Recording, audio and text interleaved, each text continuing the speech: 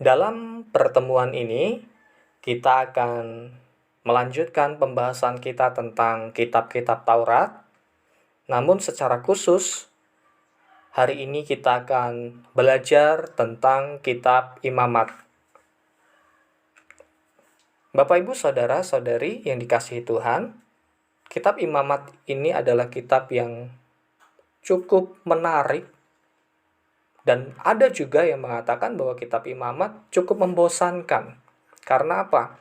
Karena banyak sekali aturan-aturan di dalamnya tentang bagaimana cara mereka beribadah, cara mereka berkorban, cara bagaimana mereka harus menguduskan diri mereka, menyucikan diri mereka. Jadi kalau kita melihat kitab Imamat, Imamat itu penuh dengan aturan. Namun sesungguhnya, apa sih arti dari kata imamat itu sendiri? Jadi kalau kita melihat dari kata imamat ini diambil dari bahasa Inggris yaitu Leviticus. Kata ini berasal dari terjemahan Vulgata Latin, Levitikion, yang memiliki makna mengenai orang-orang Lewi. Orang-orang Lewi di sini berbicara tentang mereka yang terpanggil aktif dalam pelayanan sebagai imam, bukan untuk suku Lewi pada umumnya. Memang orang-orang Lewi, para imam, ini diambil dari suku Lewi, tetapi bagi mereka yang aktif dalam pelayanan sebagai imam di kemah suci, di bait Allah pada masa itu. Bapak, Ibu, Saudara-saudari yang dikasihi Tuhan, Imamat ini adalah kitab yang memiliki banyak sekali aturan seperti yang tadi saya katakan, aturan yang terperinci. Kitab ini memang dirancang untuk memperkenalkan Allah yang dapat ditemui, untuk mengajarkan kehidupan umatnya bagaimana cara untuk hidup kudus, hidup yang berkenan, hidup yang benar di hadapan Tuhan. Dan di dalam kitab Imamat menyatakan bahwa Allah hadir dalam kemah sucinya. Ia sungguh dekat dengan umatnya. Jika kita melihat awal dari kitab Imamat ini, kita akan menemukan cerita tentang kemah suci. Kemah suci di sini adalah simbol tentang tempat kehadiran Allah. Maka dari itu bisa disimpulkan bahwa tujuan dari kitab Imamat adalah memperlihatkan kepada Israel bagaimana cara mereka hidup sebagai umat pilihan Tuhan. Untuk hidup kudus, untuk hidup benar, untuk hidup bersih. Karena Allah beserta hidup mereka. Karena Allah dekat dengan kehidupan mereka. Inilah yang menjadi bagian salah satunya di dalam kitab Imamat. Nah, sekarang kalau kita melihat ciri khas dari kitab Imamat, jadi kitab Imamat ini memiliki ciri khas dari kitab-kitab lain. Apa itu? Jadi kalau kitab Imamat ini paling banyak mengandung kata-kata Allah secara langsung. Seperti yang dikatakan seorang teolog bernama Andrew Bonar, dia mengatakan seperti ini, tidak ada kitab dalam seluruh batasan dari jilid yang diinspirasikan, yang diberikan oleh Roh Kudus kepada kita, yang mengandung lebih banyak kata-kata Allah sendiri daripada Imamat. Kalau kita melihat ya, kitab Imamat ini berarti adalah kitab yang sungguh-sungguh memperlihatkan kespesialan di mana Allah sungguh-sungguh ingin membangun sebuah hubungan persekutuan dengan umatnya. Hal ini juga memberikan suatu pengertian bahwa Allah sangat serius. Untuk apa? Untuk membangun tadi sebuah persekutuan dengan umatnya. Yang walaupun umatnya adalah manusia berdosa, dan dia adalah Allah yang Maha Kudus, Allah itu adalah pribadi yang selalu berinisiatif untuk membangun relasi dengan umatnya. Dengan cara seperti apa? Dengan cara menjadikan para pelayan imamat, yaitu para imam dari suku Lewi, untuk menjadi pengantara antara manusia dan Allah di dalam kemah sucinya. Jadi tugas para imam inilah yang sesungguhnya nanti memperlihatkan bayangan tentang jabatan Kristus sebagai imam besar. Hal ini ditekankan di dalam kitab Ibrani pasal 9 ayat 11-12. Firman Tuhan katakan seperti ini. Namun, ketika Kristus datang sebagai imam besar atas hal-hal baik yang akan datang, ia masuk melalui tempat kudus yang lebih besar dan lebih sempurna, yang tidak dibuat oleh tangan manusia dan bukanlah suatu ciptaan. Ia masuk ke dalam ruang maha kudus satu kali untuk selamanya, bukan dengan membawa darah kambing jantan dan darah anak sapi, tetapi dengan membawa darahnya sendiri sehingga mendapatkan penebusan yang kekal. Sangat jelas bahwa kitab Ibrani menekankan Kristus memiliki jabatan sebagai imam besar. Dia adalah Allah yang menjadi manusia, Allah yang menebus setiap dosa-dosa kita, di dalam pribadinya memiliki jabatan sebagai imam besar. Saya pernah membahas di dalam konten ini bahwa Kristus memiliki 3 jabatan yang ia pegang. Jabatan sebagai imam, jabatan sebagai rasul, jabatan sebagai nabi. Jadi ketiga jabatan ini dipegang oleh Kristus ketika dia menjadi manusia, ketika dia menjalankan tugas penebusan bagi umatnya. Sehingga ketika dia naik ke sorga, dia menjadi imam besar, dia akan bersyafaat dalam setiap kehidupan kita, menghadap Bapa, menjadi pengantara antara umatnya dan Bapa. Sehingga Yesus berkata di dalam firman Tuhan, Akulah jalan dan kebenaran dan hidup. Tidak ada seorang pun datang kepada Bapa kalau tidak melalui aku. Ini adalah satu petunjuk dalam kehidupan kita bahwa Kristus telah menghidupkan kitab imamat itu sendiri.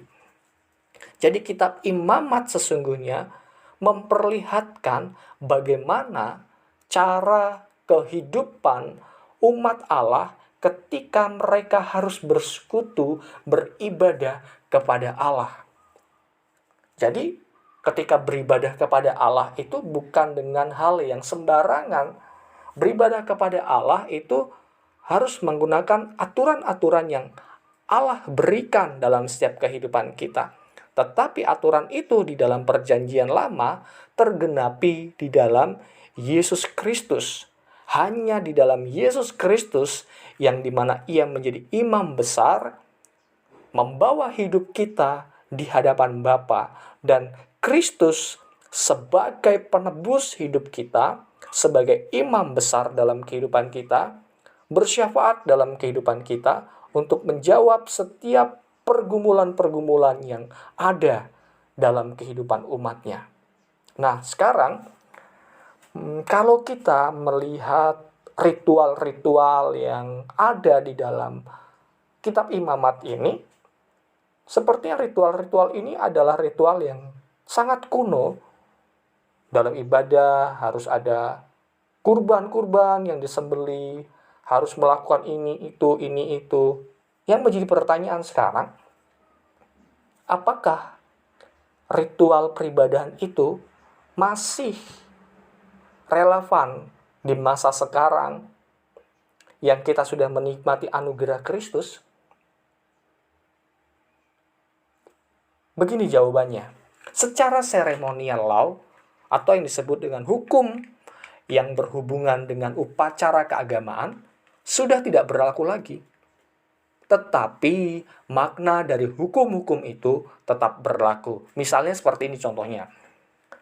Pada satu kali ketika orang melakukan dosa pada masa itu, ia harus mempersembahkan korban, baik itu korban lembu, kambing, domba, sapi, apapun itu yang diaturkan di dalam kitab imamat. Tetapi sekarang Kristus sudah mati di salib bagi kita. Maka sekarang kalau kita berdosa, tidak perlu dan bahkan tidak boleh mempersembahkan korban binatang lagi. Jadi makna dari hukum kuno itu tetap berlaku, yaitu dosa membutuhkan korban. Tetapi yang dulu korbannya adalah binatang, sekarang korbannya adalah Kristus. Bagaimana caranya untuk menerima pengampunan dosa seperti yang dialami di dalam kitab Imamat? Kalau dulu mempersembahkan korban, kalau sekarang percaya kepada Sang Domba Paskah yang telah disembelih, yang telah menyerahkan dirinya dalam kehidupan kita. Sehingga ketika kita percaya kepadanya, menerima pengampunan dosa. Mengapa sih harus seperti ini? Karena ini sudah menjadi satu ketetapan di dalam kitab Imamat bahwa setiap peribadahan itu harus ada kurban sebagai penghapusan dosa. Kurban sebagai penyempurnaan di dalam ibadah mereka. Tanpa penumpahan darah tidak ada pengampunan dosa. Maka dari itu makna dari peribadahan harus ada pengorbanan.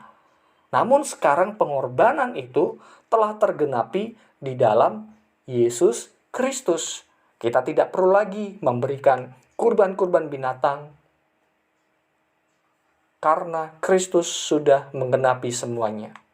Nah, sekarang puncak pesan dari keagungan kitab Imamat ini sesungguhnya tergenapi oleh Sang Domba Paskah itu, yaitu Yesus Kristus, di mana ia menyerahkan dirinya sebagai kurban yang agung.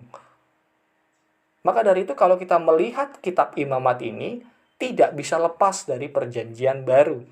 Walaupun hukum-hukum mengenai upacara keagamaan sudah tidak berlaku, tetapi hukum secara moral masih tetap berjalan, masih tetap memiliki makna. Seperti yang dikatakan oleh Tuhan kita Yesus Kristus, satu iota pun tidak akan pernah berlalu dari kitab suci ini. Satu iota pun tidak akan pernah ditiadakan, akan tetap berjalan. Jadi dalam hal ini mengartikan bahwa pengorbanan akan tetap ada di dalam peribadahan setiap umatnya. Tetapi pengorbanan itu terrefleksikan di dalam pribadi Yesus.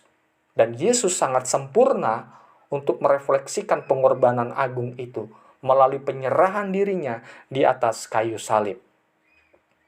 Selanjutnya, tuntutan apa yang masih juga berlaku? Banyak sekali. Semua kitab Imamat masih berlaku. Contohnya untuk hidup kudus. Karena Allah itu kudus. Itu adalah panggilan kita yang terus diperjuangkan, yang harus terus diperjuangkan. Selagi dunia ini masih ada, maka tuntutan itu pun masih berjalan. Demikian juga, saya tekankan lagi, korban itu adalah hal yang dibutuhkan dalam setiap peribadahan. Hal ini telah tergenapi dalam pengorbanan Yesus. Jadi puncak peribadahan kekristenan adalah sesungguhnya gini, menikmati anugerah yang dilimpahkan di dalam Yesus Kristus. Kekayaan ibadah kita adalah kekayaan yang datangnya dari Kristus itu sendiri. Sehingga peribadahan kita adalah peribadahan yang dibangun atas dasar inisiatif Allah yang mengasihi umatnya. Bukan manusia yang mencari Allah, tetapi Allah yang mencari manusia, membangun sebuah persekutuan dengan manusia melalui cara Allah sendiri. Kita tidak bisa menentang cara Allah. Allah sendirilah yang berinisiatif untuk melakukan segala sesuatu sesuai dengan kehendaknya. Demikian penjabaran yang dapat saya bagikan bagi kita semuanya.